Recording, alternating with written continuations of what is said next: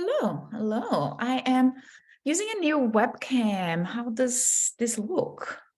Is it better? I think it's better from my computer camera. Hello. I'm Lahaina. I'm a confidence and freedom coach, if you're new to this space.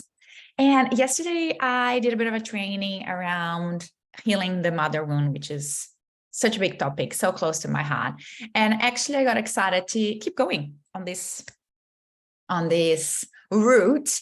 And one of the things that I shared yesterday is that in order for us to start healing our mother wound, the work that we do is connecting with our inner child and reparenting ourselves. So using techniques to give ourselves whatever was missing in our childhood, either acknowledgement, affection, supporting when moving through any emotions. Because let's be honest, when we are kids, we don't have the capacity to process the big emotions. That's why kids throw tantrums, because they cannot explain what they're feeling. They don't have the language. They don't have the self-awareness. I guess they lack that language and that ability to communicate what's going on for them. So that's why they scream and shout and, act out. And what they want in that moment is just for someone, especially parents, to support them, right? To be present, to allow them to feel the emotions, to sometimes support them with words or hugs or affection. And a lot of the times that was missing for us because, like I said, our parents were tired or busy or not present or overwhelmed because they're dealing with their own life and challenges and whatnot. So the term inner child refers to some parts of us that might be carrying memories, emotions, and beliefs from our early childhood experiences. And I also relate when I'm doing inner child work, it's almost like I'm connecting with my subconscious mind. So I feel like that's subconscious mind work as well. And so the process involves identifying and connecting with this beautiful child, acknowledging maybe their unmet needs, as I was sharing, or the pain that they were going through in the moment. So again, you can imagine, childhood can be hard in ways that sometimes we feel scared, parents leaving us in, like, I remember every day my dad would leave me in childcare. I would cry because it's almost like, I don't know if they're coming back. So I had fears and feelings of abandonment. And what else? Again, feeling emotionally neglected if no one was like listening to you or paying attention to you. Maybe if your parents were going through a divorce, that can be very challenging. If you had brothers and sisters, I'm a single child, but if you were dealing with brothers and sisters, there are lots of challenges. If someone was picking on you in kindy or preschool or school, so many things. So there are all these parts of us that we haven't processed properly. So now is a beautiful time that we have the awareness, that we're doing the inner work, that we're doing the personal development, that we're doing this sort of healing to actually support ourselves throughout this beautiful journey. So the aim when we do inner child work is to increase our self-awareness, our self-acceptance, our resilience, and addressing root causes of current emotional behaviors and patterns.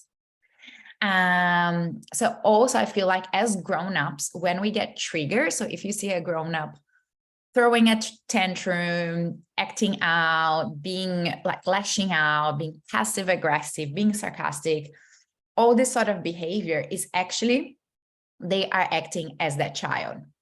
So it's a trigger that hasn't been healed, and then it keeps coming up over and over again. So whenever we feel abandoned or disconnected, or someone says something that trigger me, whatever my wounds are from my inner child, that's when we start lashing out as grown-ups. So that's why this work is so beneficial and so important.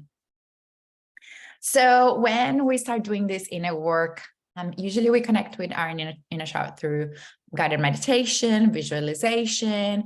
It's a time for us to work with self-compassion and patience.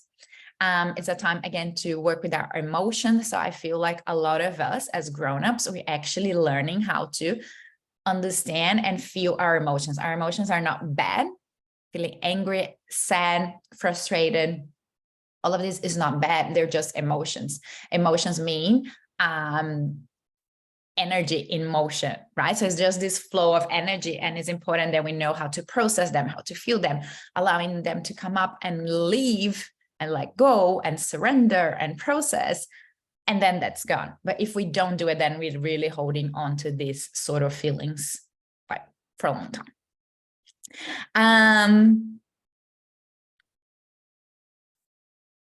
So I have recorded a guided meditation I would love to share with you. I also recorded a PDF with more extended details about this.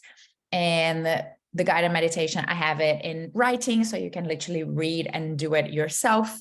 Or I have just recorded the guided meditation. If you want access, let me know. This is so powerful. This is so beautiful. This is so healing. For me, doing the inner child work is one of the most powerful healing tools and personal development techniques that I came across through in the last 7 years and my whole journey, because it's very profound. It's very healing. Like I said, it heals so many of our current triggers. It heals so many of our needs, and learning how to give ourselves this affection, words of affirmation, acknowledgement, reassurance, safety. When we do this connection, it really helps. So when we connect as a grown-up and child, in that moment, there's a beautiful exchange, because as a grown-up, we can learn so much from ourselves as children, as being present, being playful, being innocent, being childlike, being curious. I love learning from children because there's their beautiful energy that they have from that younger age. But they get to learn from us as well, as if we are coming from the future to tell them, wow, you have no idea all sorts of adventures that we've been, all sorts of traveling, or, all sorts of jobs we had. So you get to share with them that they're safe, they will survive. Like, I'm 41 years old today. I have survived this long. I have had a pretty crazy life. So in that moment with that connection, you get to share with the child as well that you are the grown up. You are here to take care of logistics and paying bills and being responsible. So the child can be the child and can be playful and can be fun and creative. And you as the grown up, you can take responsibility for your survival and your needs.